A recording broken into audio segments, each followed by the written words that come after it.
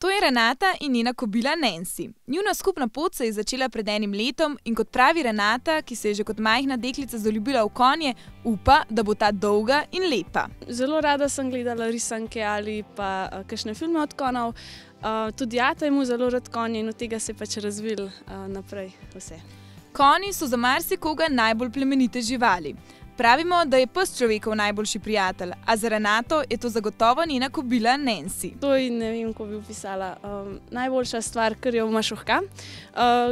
Tako, žival, ki te pomirja, pač taka, zelo sproščena žival, res pomaga. Tudi, ker si žalosten, kakor da čut in ti pomaga, meni zelo, no, ker zaljubljena v njih.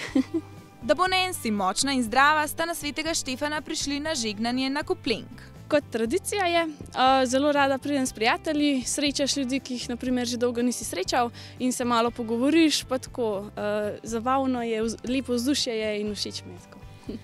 Ta običaj je nastal po koncu 18. stoletja, ko so za srečo in zdravje konj in živine prosili svetega Štefana. Že od nekdaj pa je slovela konjska božja pot na Koplenk.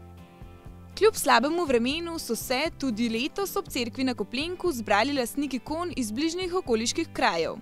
In vsako leto na sveto mašo pride tudi gospa Marija Burja. Če napredeš, misliš, da je tisti dan ni tako minil, kot imaš začrtan.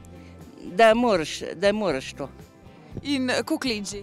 Ja, 20 let pa sigurno že hodim. V kamnolomu pustim avto, da se glih do cerkve naprpeljem, pa počas peš. Pa sem že mislila, da bom šla enkrat na Dobravo ali pa v Zabrezanco, ampak pot mi zmeri tle gor pele. Pot pa je na Koplenk prvič zanesla Majo. Ja, letos sem prvič tukaj, pa grem pa vsak let drugam na žign, na Štefanoga. Zakaj? Da je bolj zanimivo, da spoznaš tudi druge konje, pa drugačen kraj. Zakaj se ti zdi pomembno, da se ohranjajo ti običaji? Želje zaradi druženja kot prvo, pa zaradi tradicije odprej.